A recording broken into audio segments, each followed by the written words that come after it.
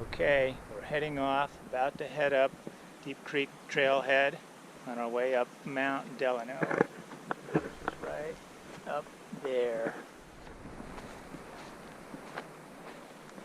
As you can see, a wildfire came through here a number of years ago and burned off a whole lot of the trees, which should make it a little easier for us to bushwhack our way up there. There's no established trail to the top of Mount Delano, so we're going to have to do some route finding and make our way. We're just entering the remains of this burnt forest right now, as you see.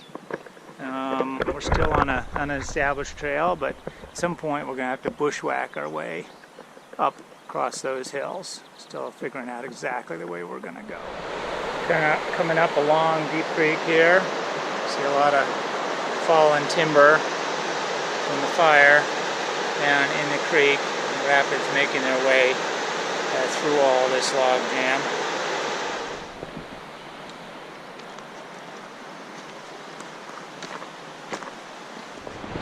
Coming up to a little footbridge here. This is how we get across this raging creek. Otherwise,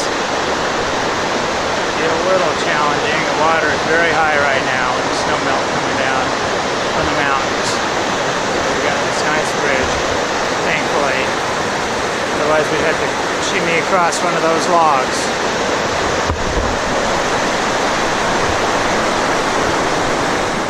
Okay, we are now leaving the established trail and starting our bushwhack, as you see. There's the trail, and there's where we're going. This should be interesting. Fighting our way through some bushes right now. All right? Yep. Ah, the joys of bushwhacking. Up through this dead forest. As you see, the ground is very much alive. Grasses and shrubs come back. Eventually this will all be wooded again.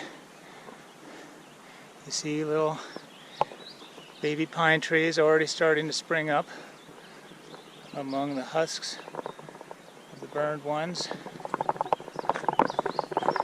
Life will return, renew itself, as it always does.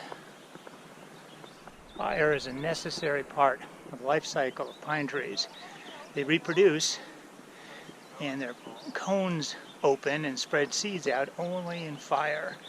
So they respond to heat by reproducing. And if they don't get a fire every now and then, trees will become old and decrepit without reproducing. So as kind of sad as a burned out forest is in the short term, how it looks, it's actually all part of the cycle, and it's healthy for the forest in the long term. It needs to happen. And we will see rebirth here over the next many decades. Just past 1,000 feet of elevation gain. And as you can see, as we're making our way up this hillside, we're crossing a number of old abandoned logging roads. We're standing on one right now that crisscross this whole area, when it was once upon a time a rich logging area. Down below you see the Paradise Valley, beautiful, very rich farmland along the banks of the Yellowstone River. And in the distance you see the Gallatin Mountains on the other side of the valley. We're here in the Absaroka Mountains on the east side, and the Gallatins are over on the west side.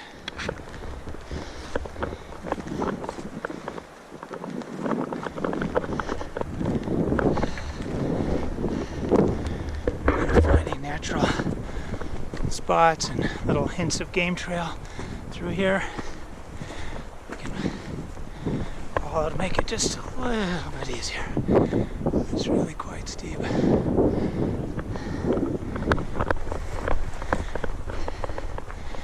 ground is a little wet. Rain a couple days ago, so it's a little soft and it's not fully supportive. Just sink and roll a tiny bit. Got out one of my climbing poles.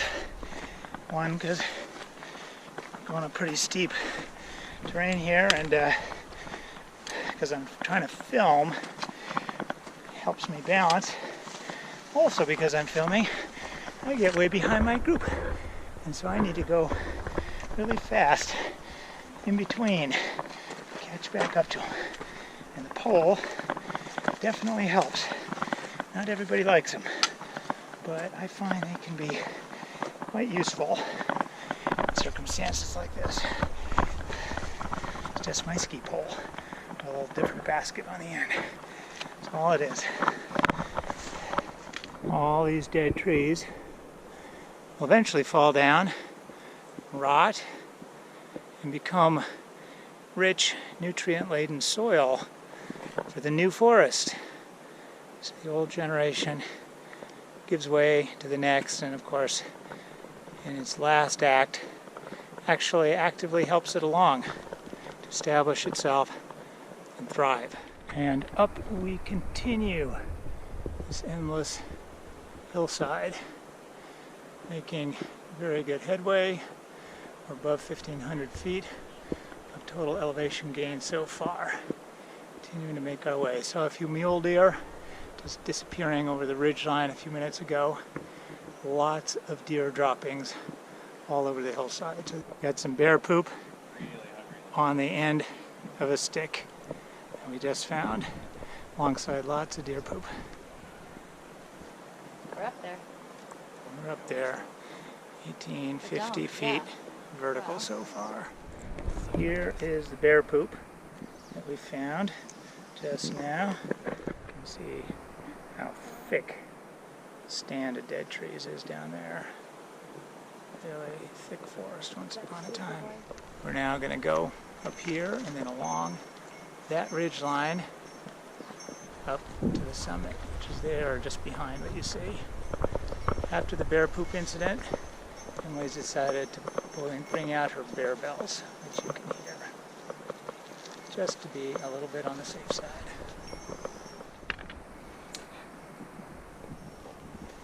Lots of deadfall to cross on our way up this ridge.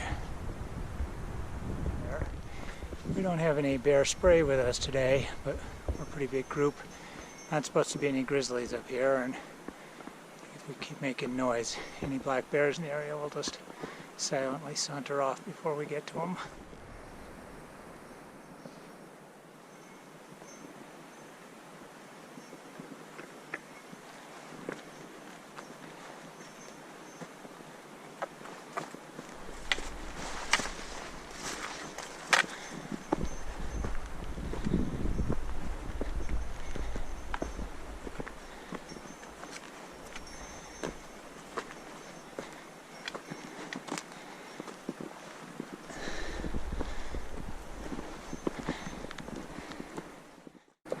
There's a little grouse in the trail ahead of us there. You see kind of by those trees. The rocks blending in. Pretty rocky spur now. And up towards the top.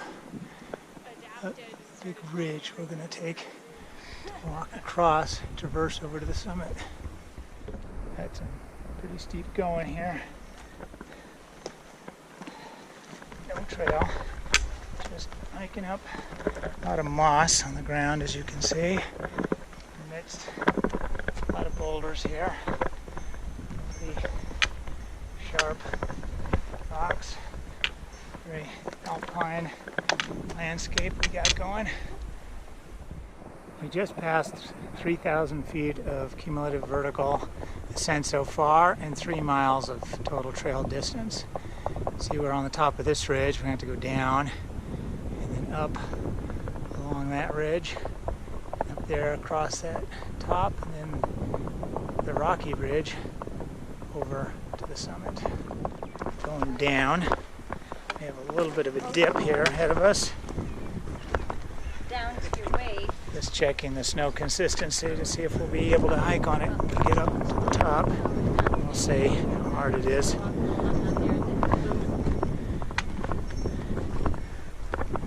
This pink rock up here, and a lot of quartz. Loads of quartz all throughout here.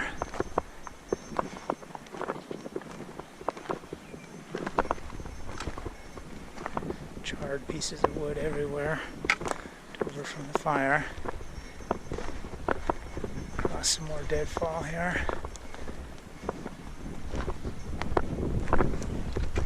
It's been a lot of log crossing today.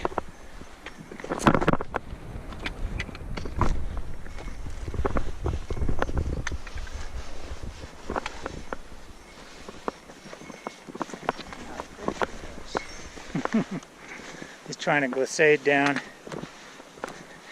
Not too cooperative yet. Careful. Don't fall. Crossing a little grassy saddle here and starting back up the other side. Just came down that ridge there. Snow is pretty firm, so we're just giving it a little bit of a try. See how that goes.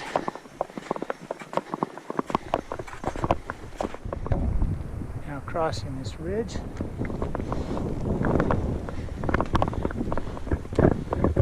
Just staying to the right of the snow, because it's if you slipped on that, you'd have a very long way to fall off to the left, which wouldn't be good. It's quite rocky and scrabbly up here. It's sort of muddy earth, rocks, grasses, a few small plants.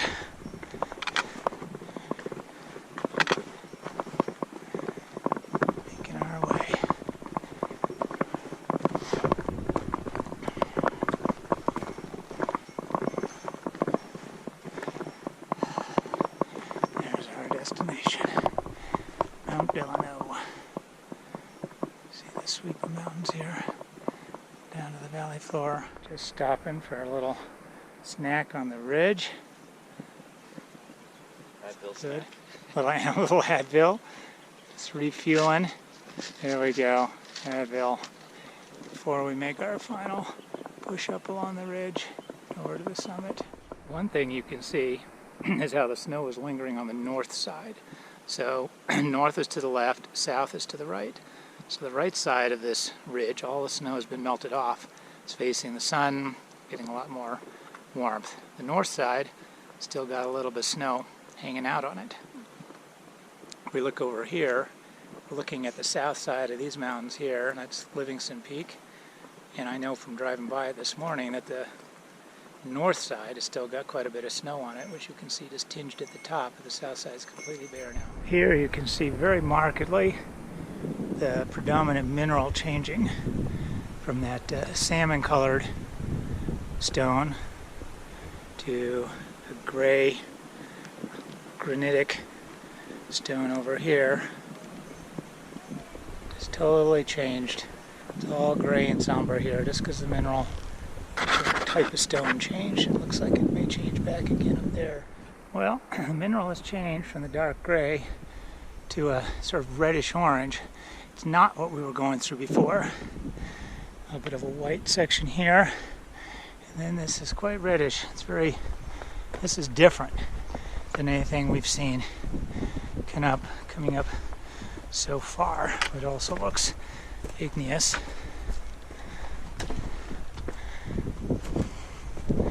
As we continue along the same ridge on this shoulder of the mountain. As you can see, we came up the shoulder to make it easier to get up. If we try to come straight up the sides there, super steep, covered in scree, probably would just move under our feet if we try to go up. Pretty much impassable. Whereas on this big spur, we can make our way pretty easily. Crossing quite a talus field here now, and as you can see, right in this section, they're all lichen covered. Up till now, the rocks have been totally bare, but right in here, lichen have invaded and covering all the rocks really very heavily right in this section. Super interesting. Crossed a couple more bands. White, gray rock, red rock. Now we're lichen has left us. I'm kind of going through this haunted forest up here. So we get up high. We've done 38, almost 3,800 vertical feet so far climbing, and almost 4 miles of trail behind us. Just trying to find our way through as best we can. Leyla's in the lead now. Well, I guess she and we're kind of parallel tracking it up there.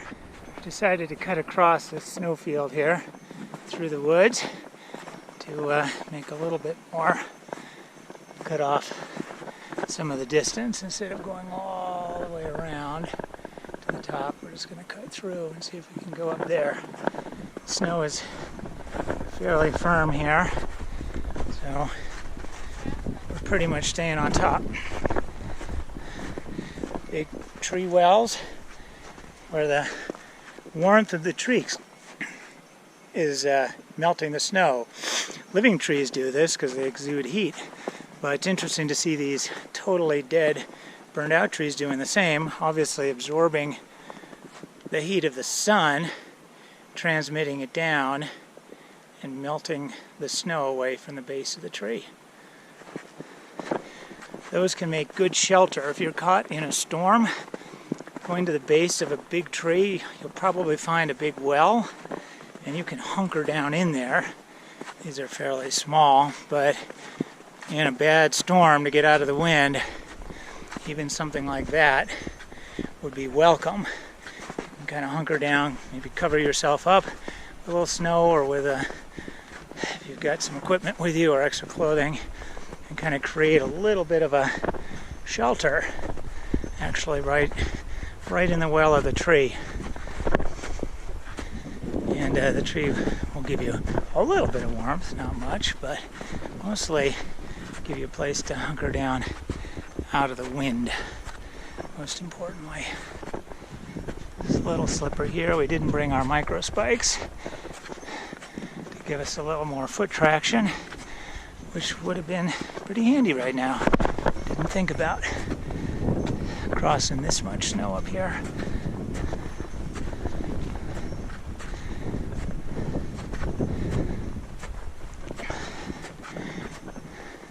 Looks like we're about to get over to some more rock over there. It'll be a little easier going, maybe. Tree wells make me a little nervous. Yeah, you have to be careful. Tree wells can provide shelter in a storm, but they can also be dangerous if you fall into them. Very a real big hazard when you're backcountry skiing. Tree wells, as you can imagine. Skiing near to one of those and potentially getting sucked down into them, or just losing your balance here and sliding down into it. Gonna hit the tree pretty hard, and it's gonna be a pain in the neck to get back out, even if you're not hurt falling in. So gotta be careful. Gotta keep your grip all the time. Crossing a little bit dry ground and then back to the snow. Looks like Grif is post holing up there, which would make passage pretty challenging if that starts to happen. Have to play it by ear. Hope the snow stays firm. Up on this ridge, final traverse over to the summit. And we're just carefully making our way along here through the rocks and burned out scrub trees. You can see just how extensive this forest fire was. Incredible.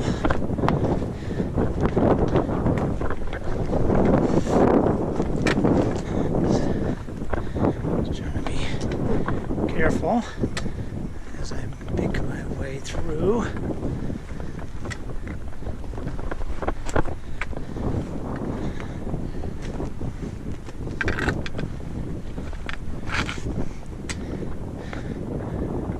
Grif and Emily look like they're plotting something over there.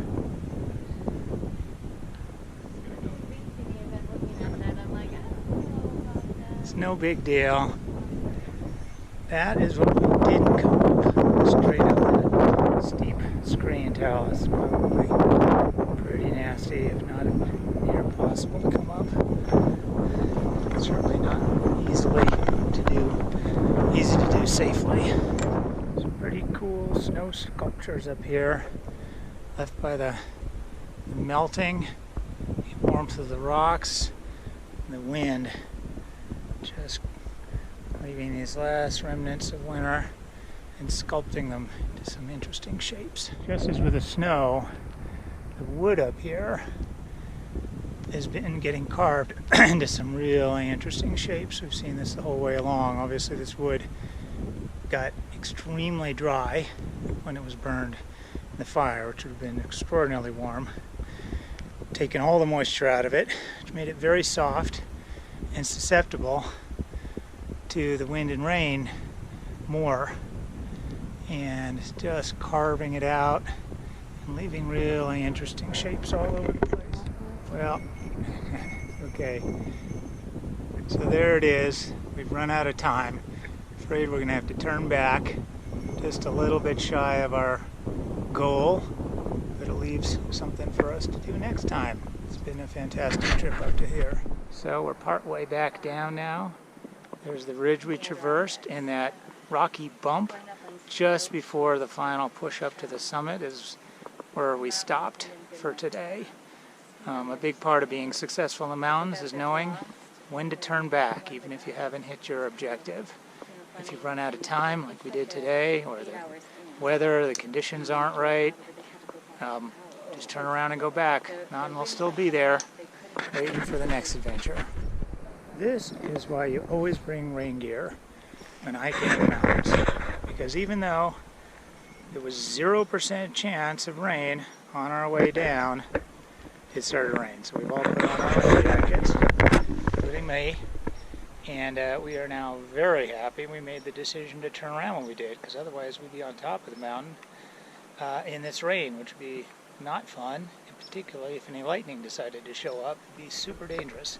So we're heading down in a light drizzle right now, and happy to be heading home after a great adventure. We've been making our way down in the rain. I think we've kind of finished with the super steep part, which is good. One thing today is we've been seeing a lot of beautiful wildflowers along the way. Lupin, geraniums, a variety of things, and here's some gorgeous paintbrush. Grows in the high altitudes. Just beautiful. Well, we are now back down after a long day of climbing most of Mount Delano. We're a little bit the walking wounded. Leyla's knees have been tender since we climbed Kilimanjaro last summer, and the very steep side hill and downhill kind of did a number on them, so she was in some pain at the end there and had to get rescued. I fell and dislocated my pinky. I popped it back into place, but it's a little angry at me and turning into a sausage right at the moment. But otherwise, we are safe and sound and happy to be back. Thanks to my Garmin watch and the Fat Map application, we can see exactly the route we did end up taking. That's the early part. There we leave the trail and start our long uphill climb up that big slope, and then up the shoulder, the spur of the mountain, finally getting up on top. There you see the little downhill that we did, then across and over into the snowfields through here, and you see that's as far as we got. We didn't actually get as far across as I thought we had. Then we retraced our steps, started to get rained on here, and Leyla's knees really started to hurt. So on the way down, we decided to change routes to make it less steep and intersect with those logging roads I mentioned earlier. As you can see, the logging roads added a great deal of distance, but because they're designed for vehicles, they're much, much less steep than the hillside and a lot easier on Leyla's knees. At the bottom, a friend on an ATV came and picked her up and drove her down the bottom part.